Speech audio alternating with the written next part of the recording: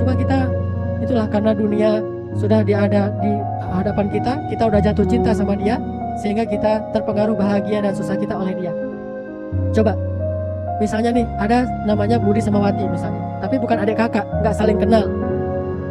Cie gitu ya. Budi dan Wati nggak saling kenal. Pernahkah ketika Budi dan Wati itu nggak saling kenal, Budi terpengaruh bahagia dan susahnya oleh si Wati?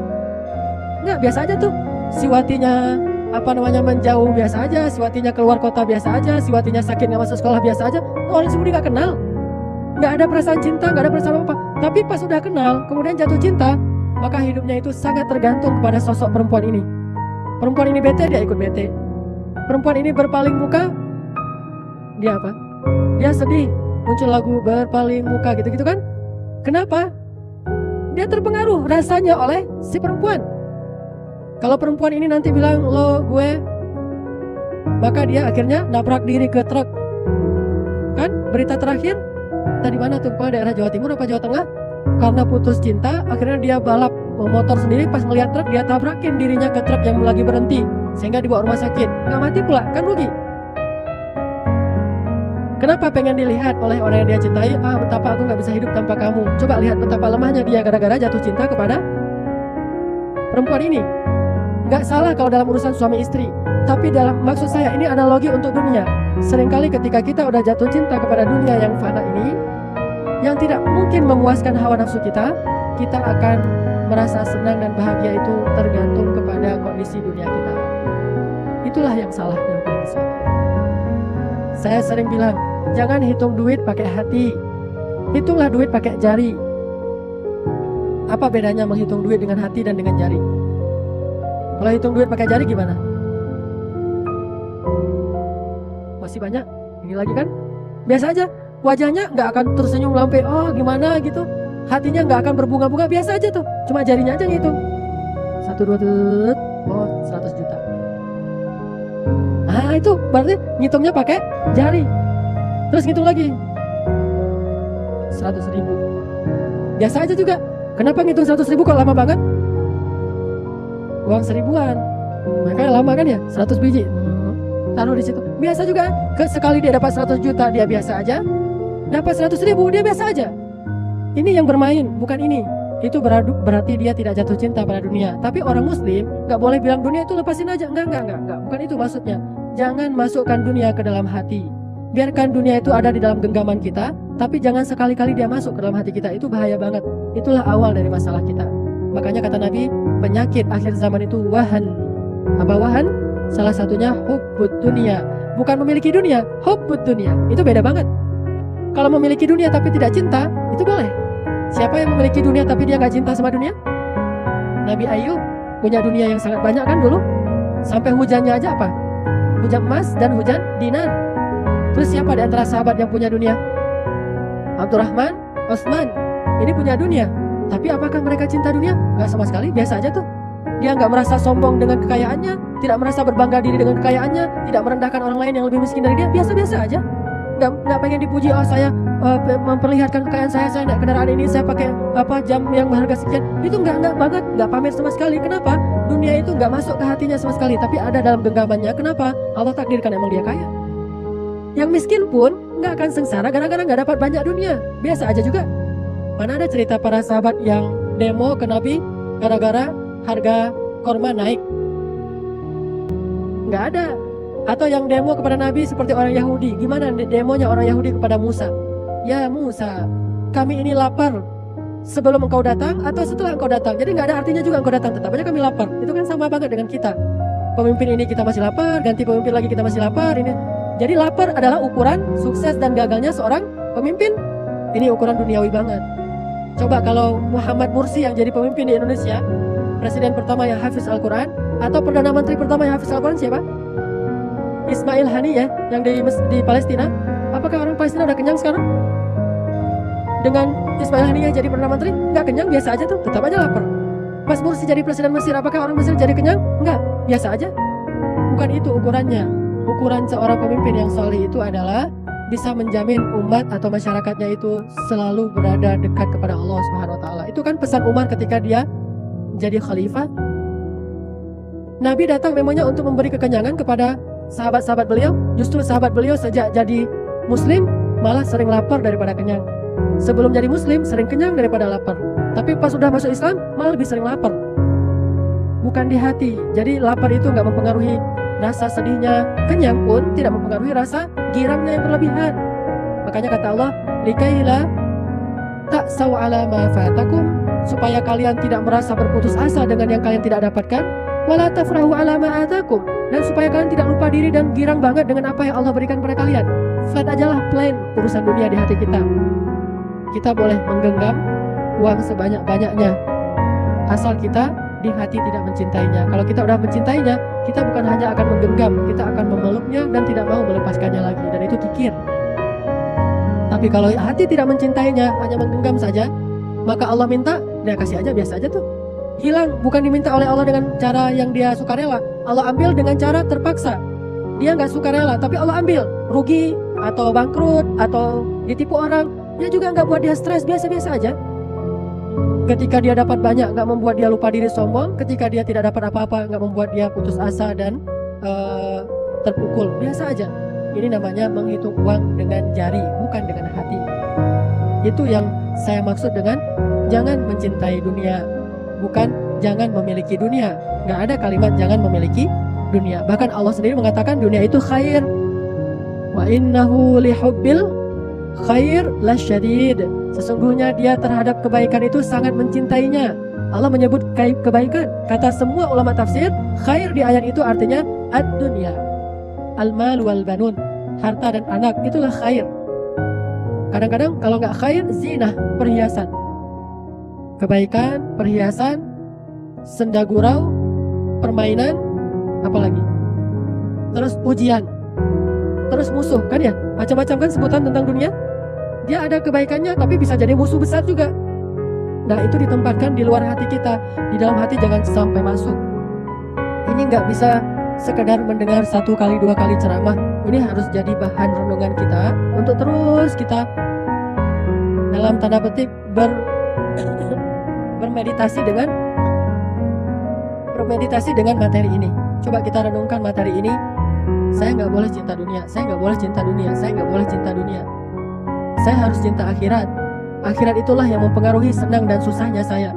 Akhirat itulah yang membuat saya hari ini tersenyum atau cemberut. Maksudnya, kalau hari ini saya bisa beramal soleh, saya senang. Kalau hari ini saya bisa berjuang di jalan Allah, saya senang. Kalau hari ini saya bisa sholat subuh berjamaah, saya senang. Tapi kalau hari ini saya bangunnya telat, saya sedih. Kalau hari ini saya nggak bisa sholat tahajud, saya sedih. Kalau hari ini saya nggak bisa sedekah, saya sedih. Itu baru orang yang hatinya dipengaruhi oleh akhirat, tidak dipengaruhi oleh dunia. Dan insya Allah kalau hatinya udah dipengaruhi oleh akhirat, nggak ada penyakit dengki, sombong, itu nggak ada. Kenapa? Itu musuhnya akhirat, musuhnya surga. Nggak mungkin itu akan ada di dalam hatinya. Kita coba belajar membuang cinta dunia dalam hati kita. Walaupun dunia masih tersisa banyak di tangan kita, tapi jangan sampai dia masuk ke dalam hati.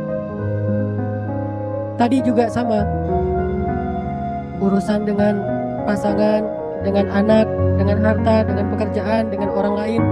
Kalau semuanya kita niatkan karena akhirat, maka kita tidak akan terpengaruh oleh kondisi-kondisi duniawi, bahagia atau sengsaranya kita. Tapi kita terpengaruh oleh kondisi ukhrawi. Coba, ini benar-benar coba dimasukkan ke dalam hati kita. Apa kata Ali bin Abi Thalib? Ya dunia, talaqtuki salas. Wahai dunia, aku telah mentalak kamu dengan talak 3. Itu kata Ali bin Abi Thalib. Ya dunia, talaqtuki salas. Wahai dunia, aku telah mentalak kamu dengan talak 3. Apa arti talak 3? Udah gak bisa balik lagi kan? Mau balik itu susah, harus muter-muter dulu ke tempat yang lain. Udah susah baliknya, udah talak 3. Makanya kalau seorang laki-laki bilang, aku talak kamu dengan talak 3, itu langsung jatuh 3. Tapi kalau dia bilang, aku talak kamu 1, aku talak kamu 3 kali, jatuhnya berapa? 1. Yang pertama saja, yang kedua dan ketiga gak jatuh. Kenapa? Karena tidak bisa mentalak dalam situasi sedang iddah. Kan dia udah mentalak tuh, dan dia udah jadi perempuannya udah jadi iddah, statusnya sudah ditalak, gak bisa ditalak lagi kan?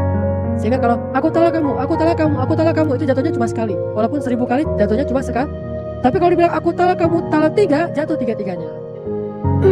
Makanya kata Ali, ya dunia, talak tuki salas. Wahai dunia, aku talak kamu dengan talak 3. Gak mau basa-basi. Kenapa gak mikir? Siapa tahu nanti berubah pikiran. Makanya justru karena itulah dia gak mau berubah pikiran. Langsung talak 3 aja deh. Susah kan melupakan seseorang yang kita cintai? Susah gak? Gak tahu, Ustaz, belum pernah. Oh ya. Tapi benar susah. Emang Ustaz udah pernah? Enggak katanya. Melupakan seseorang yang kita cintai itu susah. Harus panas dingin dulu. Kayak siapa? Kayak Zainuddin misalnya, Hayati, gitu-gitu kan ya. Susah melupakan orang yang dicintai. Panas dingin, sakit, segala macam. Saya dulu suka baca sastra kan, karyanya Hamka, Tenggelamnya Kapal Van der Wijk. Ternyata akhirnya difilmkan. Lebih enak baca bukunya. Itu susah banget sampai benar-benar melankolis, jatuh habis-habisan, terpuruk habis-habisan. Padahal cenah dia itu kiai di Padang, seorang santri, tapi bisa hancur sehancur-hancurnya gara-gara ingin melupakan orang yang dia cintai. Memang berat, begitulah melupakan dunia. Emang berat, nggak gampang. Tapi harus diusahakan, belajarlah untuk bisa melupakan dunia. Karena kita emang udah terlanjur jatuh cinta sama dunia. Tapi dunia nggak pantas. Dunia nggak pantas untuk dicintai. Walaupun kita udah terlanjur jatuh cinta sama dunia. Jujur, kalau saya pribadi mengatakan saya terlanjur jatuh cinta sama dunia. Makanya sedang belajar untuk melupakan dia. Saya udah bilang ke dia, dunia lo gue N. Di hati ya, dunia lo gue N. Tapi ya namanya cinta gimana? Teringat lagi, gitu kan ya? Analogi orang yang putus cinta kan gitu. Walaupun dia udah sebel banget, gak mau ketemu, tapi teringat lagi. Apalagi kalau dikenang dengan beberapa peninggalan sejarah, itu kan akan teringat lagi tuh. Apa peninggalan sejarahnya? Surat-surat, foto-foto, hadiah-hadiah ulang tahun segala macam. Itu kan peninggalan sejarah. Itu kalau masih tersisa, teringat lagi tuh. Sama kayak gini nih, kita pengen melupakan si Neng yang namanya dunia. Kan dunia itu Neng. Neng itu apa sih? Perempuan yang belum menikah. Kalau yang sudah menikah bahasa Sundanya apa? Cek. Kata Nabi, nanti di akhirat, di padang mahsyar, akan datang kepada manusia seorang perempuan tua yang jelek. Perempuan tua, jelek, bau, gak ada daya tariknya sama sekali. Dia mendatangi setiap orang. Kata orang yang dia datangi, ilaiki anni, jauh-jauh jangan deketin saya. Dia datangi lagi orang lain, ilaiki anni, jauh-jauh dari saya. Terus mereka semua bertanya, ya Rabbi, siapa perempuan tua yang jelek ini? Kata Allah, hiya dunya, dialah dunia. Dialah yang kalian kejar-kejar selama hidup. Dialah yang membuat kalian memutuskan silaturahim, membuat kalian saling menzalimi, membuat kalian melupakan aku, membuat kalian bermaksiat kepada aku. Dia. Sekarang saya, kata Allah di surat Maryam, asmi' bihim wa absir yauma ya'tunana. Pada hari mereka datang kepada kami, penglihatan mereka jelas. Sehingga mereka bisa melihat kesejatian sesuatu. Bagaimana dunia, itulah dunia yang sejatinya. Cuma sekarang kita penglihatannya kabur, ghamam. Oleh apa? Oleh hawa nafsu, oleh bisikan syaitan. Sehingga kita gak bisa ngelihat dunia yang aslinya. Kita bilang dia Neng, padahal dia bukan cek juga sih, udah nenek-nenek. Apa bahasa Sundanya? Hah? Nini, itu tuh. Kita bilang nenek, padahal dia Nini. Kenapa kita selama ini mengatakan dia Neng? Karena kita kabur, gak bisa ngelihat dengan jelas. Nanti di akhirat, kata Allah di surat Maryam, asmi' bihim, pendengaran mereka jelas, wa absir, dan penglihatan mereka jelas. Sehingga kalau mereka melihat dunia, mereka gak mau ilaiki anni, jauh-jauh. Kenapa? Karena mereka udah melihat dunia yang aslinya seperti apa. Makanya kita sekarang bilang, susah ya ngelupain si Neng ini. Terus ingat lagi, apalagi kalau tadi itu ngelihat ada peninggalan-peninggalan sejarahnya si Neng. Neng apa namanya? Neng dunia. Dunia ini nama bahasa Arab, kemudian jadi bahasa India, jadi bahasa Indonesia. Orang India kan juga nyebutnya dunia kan ya? Orang Indonesia juga nyebutnya dunia. Tahu arti dunia? Tempat yang rendah atau tempat yang dekat. Dua-duanya benar, dekat dan rendah. Dekat dengan kita karena kita hidup di sini, dan rendah. Sedangkan langit itu sama, tempat yang tinggi. Kalau dunia rendah, segala yang ada di dalamnya rendahan semuanya, kecuali kalau dia terhubung kepada langit. Laqad khalaqnal insana fi ahsani taqwim, tsumma radadnahu asfal. Kami taruh dia di aspal. bahasa Arabnya asfal, bahasa Indonesianya aspal juga. Apa arti aspal? Tempat yang diinjak-injak. Itu aspal, karena kita nggak bisa bilang F, akhirnya aspal. Siapa bilang itu fitnah? Jadi Allah bilang asfal, kita bilang aspal. Itu bahasa Arab. Jangan pikir orang Indonesia itu punya bahasa sendiri. 90% bahasa kita itu Arab. Kita jelek-jelekin orang Arab, padahal kita belajar bahasanya dari orang Arab. Semua kita bisa bahasa Arab. Asfal, apalagi tamasya, apa banyak kan? Saya nggak ingat. Tapi kalau saya lagi ngajar bahasa Arab, oh ini bahasa Indonesia, oh ini bahasa Indonesia. Murid-murid banyaklah. Nah intinya, pada dasarnya manusia itu kalau ngebumi banget itu aspal. Illa kecuali alladzina amanu, sama langit, wa amilus sholihat, ajaran langit, falahum ajrun ghairu mamnun, atau watawasau bil haq watawasau bis sabr. Kalau dia terhubung kepada ajaran langit, baru dia menjadi tinggi. Kalau enggak, dia aspal banget, dia rendahan banget, dunia banget. Makanya dunia itu enggak pantas dicintai, walaupun kita boleh memiliki. Bukan pantas dimiliki, boleh dimiliki, tapi enggak boleh dicintai. Boleh memiliki dunia karena Allah sendiri yang menghalalkannya untuk kita. Wala tansa nasibaka minat dunia. Jangan lupalah nasib kamu. Nasib, coba, itu nasib bahasa Arab. Cuma kita kurang fasih menyebutkannya. Bukan nasib, aslinya nasib. Bukan nasib. Nasib. Nasib itu artinya bagian. Udah nasib saya, udah bagian saya. Kita aja nasib kita pikir takdir, bukan. Wala tansa nasibaka minat dunia. Nasibak, nasib kamu. Nasib kamu, kita bilang nasib. Artinya jangan lupa juga dengan dunia. Jangan juga kita buang semua dunia. Bahkan ada sahabat saking bencinya dengan dunia, pengen nyedekahin semua hartanya. Kata Nabi, kamu punya anak dan istri? Punya. Maka jangan semuanya. Ya udah kalau gitu Nabi, setengah aja boleh nggak? Jangan, itu banyak. Kalau gitu sepertiga aja. Itu juga udah banyak. Tapi udahlah, nggak apa-apa. Siapa dia? Sa'ad bin Abi Waqqas. Saking nggak bolehnya kita buang semua dunia, karena ada yang punya amanah, ada yang punya hak di tubuh di pundak kita. Siapa? Anak kita, istri kita, keluarga kita, dia punya hak. Makanya kita nggak boleh buang semuanya, kasih ke mereka, jangan kita pegang sendiri. Nah ini pesan untuk bapak-bapak laki-laki nih. ATM-nya jangan gemuk-gemuk amat, saldonya jangan banyak-banyak amat, kasih aja ke sini nih. Kalau ada uang kasih langsung, ada uang kasih langsung. Kita nggak usah pegang duit banyak-banyak. Kenapa? Kalau nanti kita meninggal, kita akan masuk surga 1000 tahun lebih cepat dari mereka yang kaya. Kenapa? Orang miskin lebih cepat masuk surganya 1000 tahun daripada orang kaya. Jadi ATM-nya kayak banyak, ntar hisapnya kelamaan. Udah aja langsung ditransfer, beli rumah atas nama istri, beli kendaraan atas nama istri. Kita tak punya apa? Gak punya apa-apa. Kan istri gak mungkin ceraiin kita. Istri mungkin kita ceraikan, tapi istri gak mungkin menceraikan kita. Dia bisa menceraikan kita kalau kita berkehendak itu. Makanya udah kasih aja ke mereka, gak usah khawatir. Kita gak punya apa-apa. Nanti meninggal, warisan gak ada, kecuali mungkin warisan cuma 1 juta. Siapa juga yang memperebutkan 1 juta kan? Udah itu aja warisannya. Pas hadap Allah, mana harta kamu? Ini ya Allah cuma 1 juta. Ya udahlah, daripada lama-lama masuk surga, kan enak. Jadi ATM jangan banyak-banyak. Alhamdulillah sekarang ATM saya udah gak banyak. ATM-nya cuma 1. Kartunya cuma 1. Isinya juga gak ada. Hampir gak ada maksudnya. Semuanya saya kasih beli. Misalnya ada rumah kecil, saya kasih nama istri saya. Ada mobil untuk kebutuhan sehari-hari, saya kasih atas nama ini untuk kamu, ini untuk kamu. Terus saya nggak punya apa-apa, hanya untuk 1 bulan hidup, itu yang saya pegang. Memang itu harus dipegang laki-laki ya, biar dia punya izah juga lah. Masa dia minta dari istri, ntar kalau butuh apa-apa ya, mah, wait dong, ini nggak ada uang bensin, nggak enak kan ya? Jadi kita pegang. Tapi setelah itu habisin. Kalau tiba-tiba meninggal, nggak punya apa-apa kan enak tuh. Meninggal sebagai orang miskin. Sahabat tuh kayak gitu tuh. Coba baca kisah-kisah sahabat, rata-rata kalau mereka meninggal, mereka pengen hartanya dihabisin dulu, biar mereka statusnya nanti nggak bertanggung jawab di hadapan Allah. Itu enaknya. Kenapa ada ilmu waris? Bagi mereka yang nggak sempat menghabiskan harta semasa hidup, berlakulah ilmu waris. Sahabat jarang pakai waris-warisan.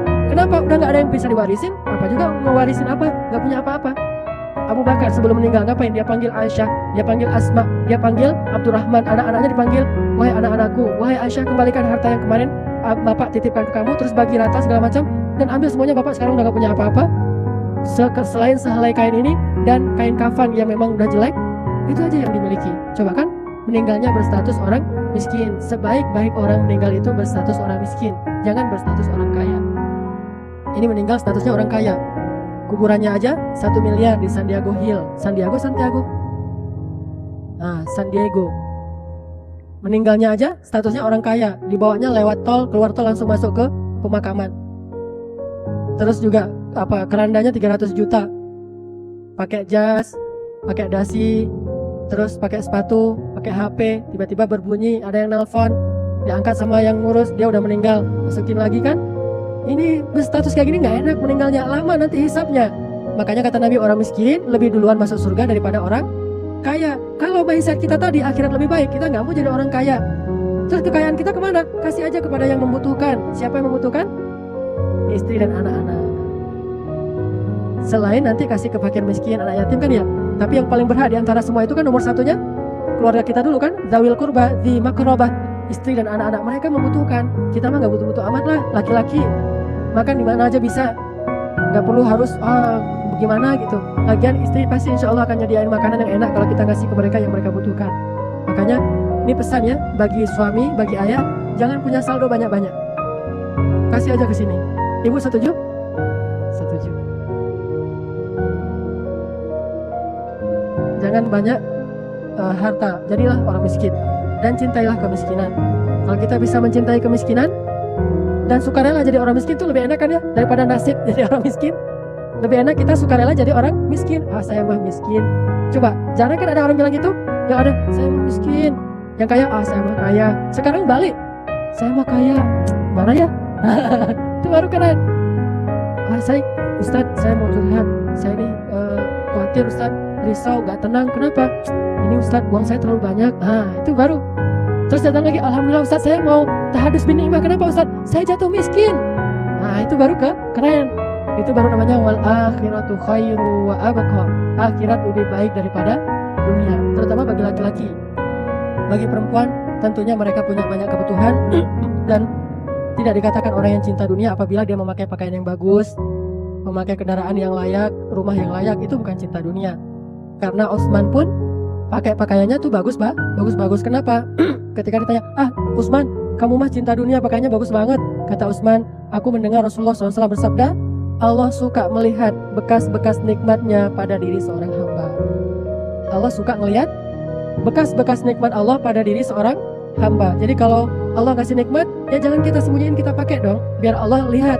Walaupun Allah maha tahu isi hati kita. Sama kayak manusia, kalau dia kasih kita hadiah kan dia pengen kita pakai kan. Itu maksudnya. Salah satu bentuk syukur itu adalah kita memperlihatkan nikmat Allah tanpa harus sombong. Itu soal hati lain lagi, soal fisik lain lagi. Makanya jangan sampai dunia itu kita bawa ke dalam hati kita. Cukuplah di tangan kita saja. Orang mencangkul di sawah pakai tangan aja deh, gak usah pakai hati nyangkulnya, capek. Makanya makan juga gitu, makan itu pakai mulut, jangan makan hati, kan gak enak. Jangan libatkan hati dalam urusan dunia. Benar, ini maksudnya spesifik, nggak umum ya, karena ada urusan yang memang pakai hati. Jangan libatkan hati dalam urusan dunia. Libatkan saja logika kita, libatkan tangan kaki kita, mulut mata kita, perut kita. Jangan makan pakai hati. Arti makan pakai hati itu kita bahagia dan sengsara itu tergantung jenis makanan. Menunya apa hari ini Bu? Menunya cuma ikan asin. Akhirnya bete seharian. Ada orang kan yang minum pakai hati. Saya nggak bisa berpikir kalau belum minum kopi itu minumnya udah pakai hati. Saya nggak bisa berpikir kalau belum ngerokok. Itu berarti menghisap dengan hati. Kalau gitu Ustaz, ngisap pakai mulut aja ya Ustaz, nggak usah pakai hati ya, nggak usah dihisap lah kalau itu mah. Minum kopi, kata Imam Hasan Al-Banna, kopi itu haram hukumnya bagi mereka yang mengatakan saya nggak bisa berpikir tanpa kopi. Itu jadi haram hukumnya kopi. Ini kata Hasan Al-Banna. Walaupun nggak semua ulama berpendapat demikian, tapi setidaknya ini kan udah bergantung. Ketergantungan kepada benda kayak gini, makhluk, itu membuat kita jadi lemah. Coba kalau kita jihad dan nggak ada kopi, gimana cara ngatur strategi ya? Contohnya berat banget Ustaz, jihad. Ya emang kan tujuannya itu. Coba berjihad itu di Suriah nggak ada kopi coba. Orang pergi umroh aja nggak ada kopi, susah nyari kopinya kecuali kopi instan. Dia pengen kopi buatan istrinya. Saya punya saudara nih, tapi nggak usah disebut namanya. Ada saudara pergi ke rumah saya di Bandung. Dia tinggalnya di Jawa Timur, pergi ke Bandung. Cepat-cepat pengen pulang, kenapa? Karena dia pengen bikinin kopi untuk suaminya. Si ibu ini di Bandung, suaminya masih di Jawa. Saya pamitnya mau pulang dulu. Kok baru sehari udah pengen pulang? Kasihan si bapak, nggak ada yang bikinin kopi. Kenapa? Kalau nggak istrinya yang bikin kopi, dia nggak mau minum kopi. Dan kalau dia nggak minum kopi, dia nggak berangkat kerja. Coba saking parahnya. Kopi itu harus setiap pagi agar bisa berangkat kerja, dan yang membuat kopi hanya istrinya saja. Di satu sisi ini adalah cinta juga mungkin ya, tapi setidaknya ini sudah ketergantungan. Jangan gantungkan bahagia dan sengsara kita dalam urusan dunia. Itu nanti sengsara sendiri. Cobalah melupakan dia. Lupakanlah si Neng itu. Walaupun berat bagi kita, bertahap pelan-pelan, lama-lama pasti bisa dilupakan juga. Nggak ada orang yang nggak bisa ngelupain. Ayat Al-Quran aja bisa lupa, padahal itu nggak boleh dilupain kan? Apalagi sekedar manusia biasa, lupain aja. Bukan manusia lagi, benda nggak jelas namanya dunia, udah lupain aja. Tapi walaupun kita lupakan, bukan berarti kita tinggalkan. Boleh kita miliki, tapi tidak boleh kita cintai. Wahai dunia, aku telah mentalak engkau dengan talak 3. Coba bilang itu dalam hati kita, atau pas sendiri bilang, dunia, aku sudah talak kamu dengan talak 3. Kata dunia, ya udah, aku cari yang lain. Kan banyak yang masih mau bersedia menjadi kekasihnya dunia ya. Ya udah terserah lu deh. Ya udah, yang penting gue sama lu. Ya, bilang aja gitu sama dunia, agak-agak gaul dikit nggak masalah. Yang penting intinya talak. Dunia, aku talak engkau dengan talak 3. Sehingga Ali bin Abi Thalib ketika beliau jadi khalifah, nggak mempengaruhi beliau itu gajinya kecil atau besar, nggak mempengaruhi kinerja beliau. Kenapa? Udah ditalak. Sama dengan kita, nggak mempengaruhi bayarannya kecil atau besar, ya tetap kita sungguh-sungguh. Kalau itu baik, ini namanya udah mentalak dunia. Tapi kalau kita bisa mencari yang lebih baik dalam urusan rezeki, pekerjaan, nggak apa-apa kita cari. Karena apa? Karena mereka butuh, bukan karena saya cinta, tapi saya ingin memenuhi kebutuhan keluarga saya. Wafa itu memenuhi hak. Sifat wafa itu sifat orang mukmin. Saya ingin memenuhi hak istri saya, hak anak-anak saya, kebutuhan mereka. Bukan karena saya cinta dunia, enggak sama sekali. Saya sedih karena melihat mereka kekurangan, kelaparan, itu membuat saya sedih. Bukan karena saya lapar, biasa aja lah bagi saya kalau saya lapar. Tapi kalau mereka lapar, saya nggak kuat. Itu mungkin masih wajar lah, bertahap ya, sampai ke tingkat seperti Nabi Ibrahim alaihissalam, seperti Hajar, seperti Ismail alaihissalam. Ini baru namanya mereka mentalak dunia. Makanya ketika Ali dengan Fatimah hidupnya sangat terbatas, dari sejak mereka menikah itu kan acaranya udah nggak duniawi banget kan ya. Masih ingat gimana acara resepsinya Ali dengan Fatimah? Maharnya apa? Maharnya itu minjam ke calon mertua, minjam kepada Rasulullah. Apa yang dipinjam? Baju perang. Ini maharnya. Terus acara pernikahannya berapa menu makanannya? Ada yupa-yupa, ada pecel, ada segala macam? Enggak. Cuma satu menu, susu saja. Cuma susu. Terus pakaian pengantin perempuannya ada bekas tambalan, sampai 14 bekas tambalan di pakaian pengantin. Itu pun nggak nyewa. Mana ada yang nyewain kayak gitu. Itu pun warisan dari ibunya yang mulia, yaitu Khadijah. Warisan Khadijah, perempuan yang sangat kaya, jatuh miskin gara-gara dakwah, kemudian mewariskan baju untuk Fatimah. Itu baju paling bagus, kalau nggak bakal dipakai di hari itu kan. Baju paling bagusnya itu ada 14 tambalan. Coba gimana baju sehari-harinya? Itu baju pengantin 14 tambalan. Apakah setelah itu mereka acaranya tuh bete? Terus yang datang salaman, semoga sakinah mawaddah warahmah. Orang Indonesia, sakinah mawaddah warahmah. Sakinah apa orang acaranya kayak gini? Enggak kan? Biasa aja tuh. Tapi coba zaman sekarang, kalau nggak 1 miliar, itu anaknya nggak mau nikah. Tuh artis itu aja 2 miliar. Saya kalau belum jadi artis ya 1 miliar lah. Nanti kalau udah jadi artis baru 2 miliar. Mana ada cerita kayak gitu. Terus baju pengantinnya itu sampai 15 meter di belakang ketarik, keinjak-injak. Terus juga acaranya tuh harus di sebuah tempat yang megah, mahal. Terus juga kotak cancelingnya tuh ada di setiap sudut, di mana-mana. Terus yang lihat terus ada yang nungguin lagi kan ya. Udah kotak cancelingnya itu ditaruh di depan, ditungguin kan. Yang nungguinnya itu 2 orang supaya nggak bisa dikelabui. Dilihatin gini. Jadi kita datang kalau nggak masukin itu nggak enak banget.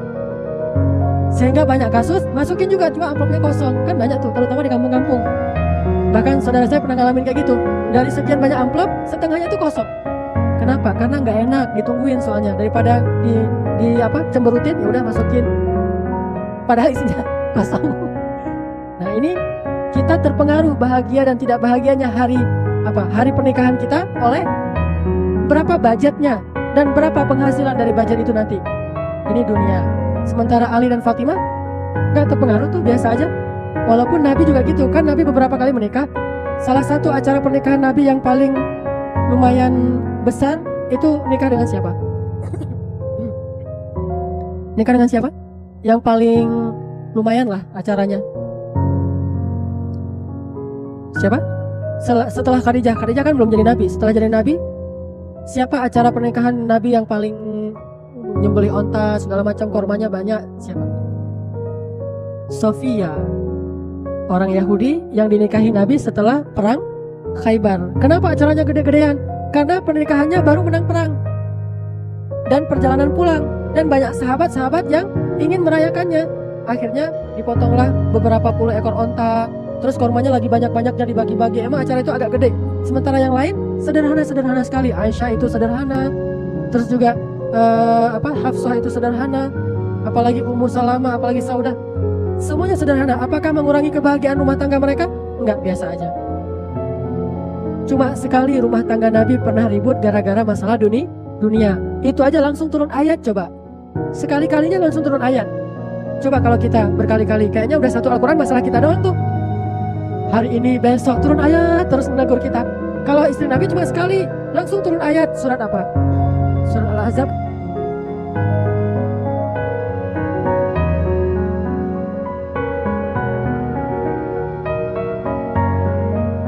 Bersabar, aku berikan kalian yang lebih baik. Maksudnya akhirat, karena kalian tidak sama dengan perempuan-perempuan mukminah yang lain. Itu akhirnya mereka mengatakan, kami memilih pilihan Allah. Mereka taubat. Kalau nggak diceraikan sama Nabi. Itu satu-satunya kasus masalah nafkah. Sisanya udah nggak ada lagi. Itu aja langsung ditegur dari langit. Coba, saking pentingnya masalah ini. Makanya kalau seorang istri senyumnya itu ukuran lebarnya senyum dia itu tergantung nafkah hari ini, itu nggak akan bahagia rumah tangga. Kalau nafkahnya misalnya 1 juta, 2 juta, 3 juta udah mulai kelihatan gigi. Kalau 10 juta,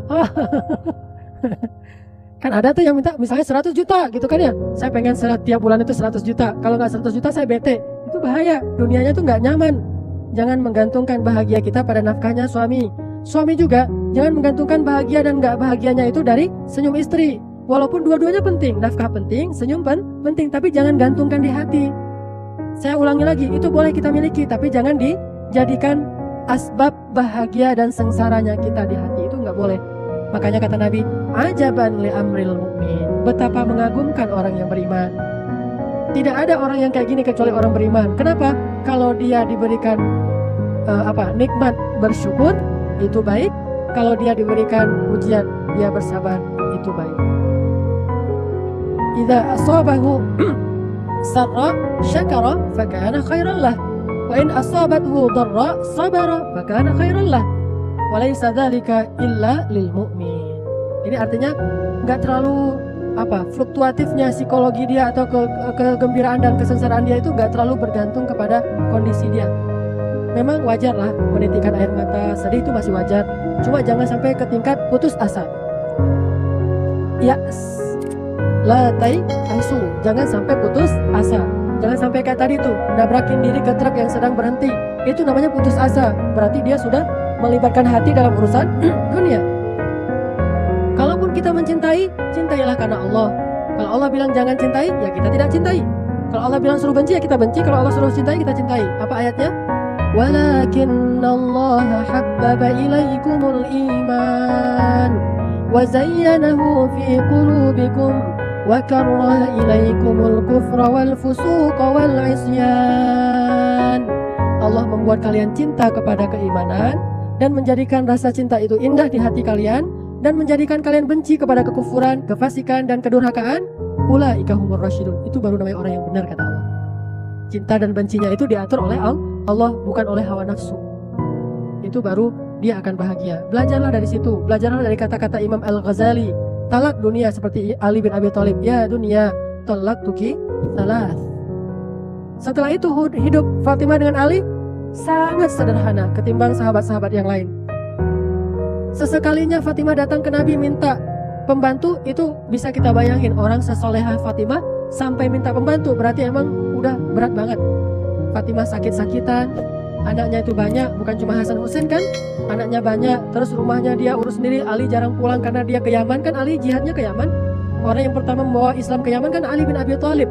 Dia pergi ke Yaman. Mekah Yaman itu kan jauh banget, bisa berbulan-bulan gak pulang. Sehingga Fatimah gak kuat sendiri ngurus keluarga kayak gini nih, berat. Harus menahan kangen ke suaminya yang tercinta. Terus ngurus Hasan dan Husain, anak laki-laki masih kecil kayak gitu. Sesoleh apapun dia nanti kalau udah besar namanya anak kecil laki-laki, tetap aja laki-laki kan ya. Berat bagi ibunya. Akhirnya dia setelah Ali pulang curhat, aku gak kuat kayak gini terus, capek banget. Badanku jadi kurus gini segala macam. Ayo udah kita pergi ke rumah Rasulullah, yuk kita minta bantu. Rasulullah minta pembantu. Ternyata Rasulullah gak bisa kasih pembantu, dikasih apa?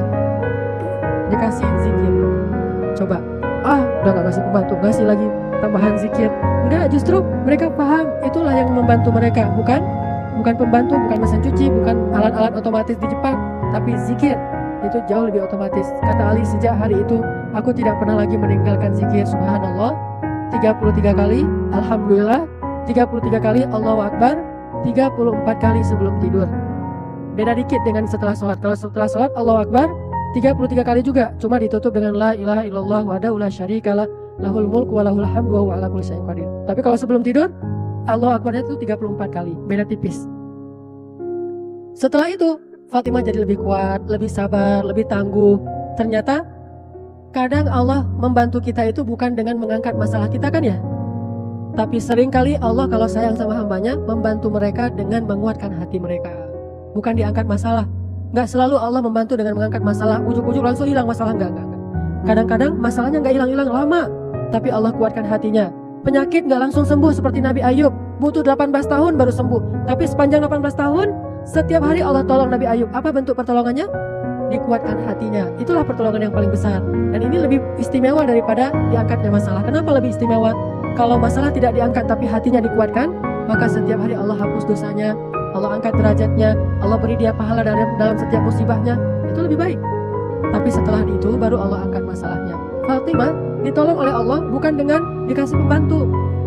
Ditolong oleh Nabi bukan dengan dikasih pembantu, bukan dikasih dengan alat-alat rumah tangga yang komplit, tapi ditolong dengan dikuatkan hatinya lewat zikir. Sehingga sejak saat itu Fatimah gak pernah lagi mengeluh. Dia kuat menghadapi ujian rumah tangga. Ini Ali dan Fatimah. Dunia bagi mereka gak terlalu berpengaruh. Mereka gak minder sebagai orang miskin. Bahkan seringkali ada masalah antara Ali dan Fatimah, gak sampai membuat mereka gimana gitu. Udah kalau ada masalah, Ali keluar dari rumah ngapain? Taruh tanah di atas kepala. Terus dia duduk di bawah pohon bernasyid. Nah gitu-gitu tuh. Ali tuh gitu orangnya. Orangnya soleh, banyak ilmu. Tapi kalau lagi ada masalah dengan Fatimah, ekspresi Ali itu taruh tanah di atas kepala, terus duduk di dalam masjid atau di bawah pohon sambil bernasyid. Pernah Ali lagi bernasyid dalam masjid, datang Umar. Ya Ali, kenapa kamu bernyanyi di dalam masjid?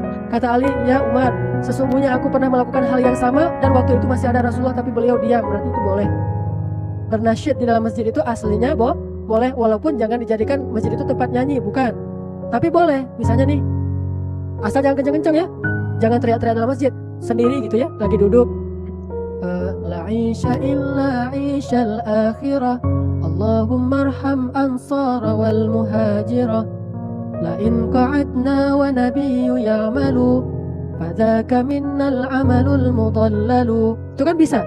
Atau saya sering nyanyi lagu tentang penghafal Quran. Ya qari'al apa? Ya gimana sih? Lupa lagi. Nanti teringat. Dan itu kadang-kadang dinyanyiin di dalam masjid. Habis ngulang hafalan misalnya, nggak enak kalau bilang kita capek ngulang hafalannya, nggak boleh. Tapi yang namanya manusia, akhirnya udah selesai mengulang hafalan, pengen hiburan apa ya? Nasyid. Boleh. Ali juga beberapa kali pernah bernasyid di dalam masjid, ditegur sama Umar, kata Ali, aku pernah melakukan hal yang sama dan Nabi ada dan Nabi diam, berarti boleh. Kenapa Ali bernasyid? Ngilangin masalah. Karena dia mungkin ada masalah dengan Fatimah, namanya juga rumah tangga kan ya. Sesoleh apapun tetap aja ada masalah. Nabi aja pernah menceraikan 2 istrinya, saking itu padahal Nabi udah soleh, istrinya pasti soleh banget, tapi tetap ada masalah. Ismail pernah menceraikan istrinya, Hajar dengan Sarah juga, dengan Ibrahim juga pernah punya masalah. Jangan pikir kakek dan nenek kita yang jadi cerita endless love itu siapa? Adam dan Hawa itu gak pernah punya masalah, ada juga masalahnya. Walaupun jadi simbol cinta sejati kan ya, Jabal Cinta, gunung cinta di mana? Jabal Rahmah. Sampai banyak orang yang Kemarin pas saya umroh ya, ada ibu-ibu bawa foto tetangganya. Saya bilang, panggilannya Binyai. Binyai, ngapain bawa foto tetangga? Ini Ustadz, dia pengen ditaruh fotonya itu di Jabal Rahmah. Soalnya usianya 35 tahun, belum menikah. Jadi pengen ditaruh fotonya di situ biar kecantol gitu. Kecantol apa? Kecantol ontak kali ya. Ini simbol cinta. Tapi tetap aja ada masalah. Secinta apapun tetap ada masalah. Jadi jangan heran kalau Ali dan Fatimah ini ada masalah, biasa aja lah. Memangnya dia malaikat. Nah, cuma cara bereaksi dan merespon masalah itu baik.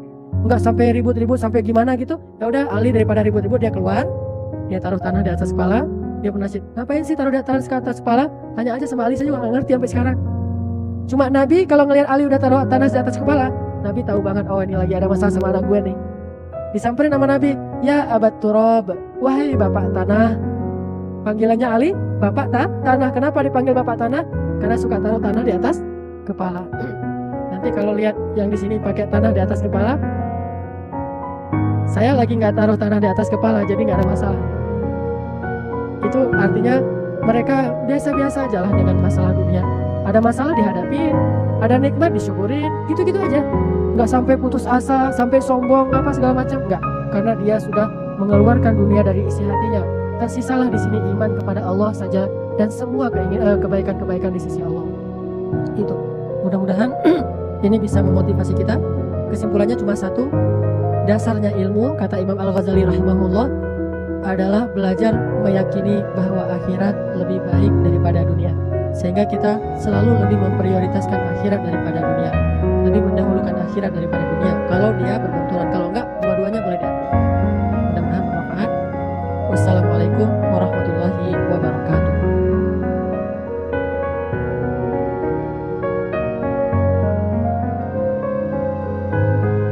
Jazakallahu khairan kepada Ustaz Hanan Ataki. Mungkin ada pertanyaan Ustaz? Ya, untuk laki-laki silakan.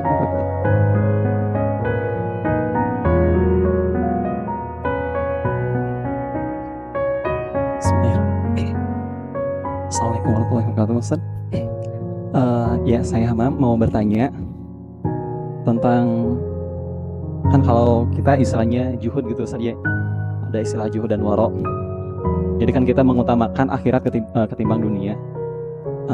Yang saya ingin tanyakan itu dalam konteks isi ayat Al-Quran yang waratan sanasibah kaminat dunia itu, ya seperti apa Ustaz, arahannya maksudnya kemana gitu Ustaz. Terus jadi kan tadi pernah disebutkan juga apa sih, ya lebih baik mati atau wafat dalam keadaan miskin gitu Ustaz. Sebabnya kalau di akhir kan miskin lebih cepat penghisabannya gitu ya. Nah, tapi kan ada satu, nggak tahu apa ini perkataan yang seperti ini Ustaz, kan kalau misalnya kemiskinan itu lebih dekat pada kekufuran gitu Ustaz. Nah itu Ustaz, jadi bagaimana itu Ustaz? Haturun saja sebenarnya.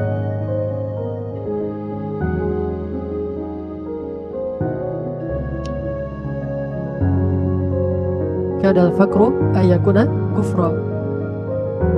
Kemiskinan itu hampir saja menyebabkan seseorang itu kufur. Itu berlaku bagi sebagian orang yang lemah imannya. Tapi juga ada hadis Nabi yang mengatakan, aku tidak takut kemiskinan dan kurangnya harta bagi kalian. Ini fima makna, saya nggak hafal teks hadisnya. Yang aku takutkan ketika Allah membukakan bagi kalian kesenangan-kesenangan dari pintu langit dan bumi, sehingga sedikit demi sedikit kalian menjauh dari Allah. Itu juga bisa. Makanya hadis ataupun Al-Quran ataupun kata-kata ulama itu jangan kita lihat dari satu sisi. Itulah syumuliyahnya Islam. Melihat Islam itu harus utuh. Jangan kita tahu hadis ini lantas seolah-olah yang lain itu nggak ada. Karena hadis itu yang kita hafal baru sedikit. Bahkan yang kita baca aja baru sedikit, apalagi yang kita hafal ya. Coba berapa hadis yang dihafal? Innamal a'malu binniyat, dari dulu juga. Paling-paling kalau paling pintar lagi tambah satu lagi, at-taharah minal iman, at-taharah syatrul iman. Itu aja. Yang lain innamal a'malu binniyat aja nggak utuh, cuma pembukaannya doang, padahal masih panjang kan ya. Banyak orang bilang itu nggak ada hadisnya, itu nggak boleh kayak gitu. Emangnya dia udah pernah khatam baca hadis? Saya nggak pernah loh khatam baca hadis. Bukhari aja belum pernah khatam, apalagi hadis-hadis riwayat yang lain. Sehingga kita nggak bisa bilang itu nggak ada hadisnya. Saya nggak tahu hadisnya, coba cek, gitu baru benar. Kalau nggak ada hadisnya berarti bid'ah kan? Seringkali orang memudah-mudahkan bid'ah kepada orang lain, padahal dia aja belum tahu hadisnya. Bisa jadi saya pernah kayak gitu, soalnya kejebak. Saya bilang itu nggak ada hadisnya, itu bid'ah. Pas saya baca ternyata ada. Astagfirullahaladzim, saya sesat dan menyesatkan. Sejak saat itu saya taubat, nggak mau lagi bilang kayak gitu. Saya pasti bilang saya nggak tahu hadis itu, bisa jadi ada, saya aja yang nggak pernah baca. Orang saya bacanya baru sedikit, paling-paling bisa dihitung jari lah yang saya baca, apalagi yang saya hafal. Itu juga kadang-kadang kebalik, mana Bukhari, mana Muslim, mana Tirmidzi, kebalik-balik karena hafalannya lemah. Kalau saya yang ngeriwayatin hadis, pasti hadisnya itu bukan cuma dhaif, mungkar. Masih mending dhaif, lemah ini mungkar itu salah fatal. Karena hafalannya su'ul hifzi, lemah hafalan. Makanya kalau ada hadis itu, ada juga hadis ini. Artinya dua-duanya itu bisa menjeratkan menjerumuskan manusia kepada kekufuran, atau bisa juga menjadikan manusia itu jalan ke surga, kekayaan dengan sedekah, kemiskinan dengan kesabaran. Makanya semua itu kita lihat dari konteks masing-masing.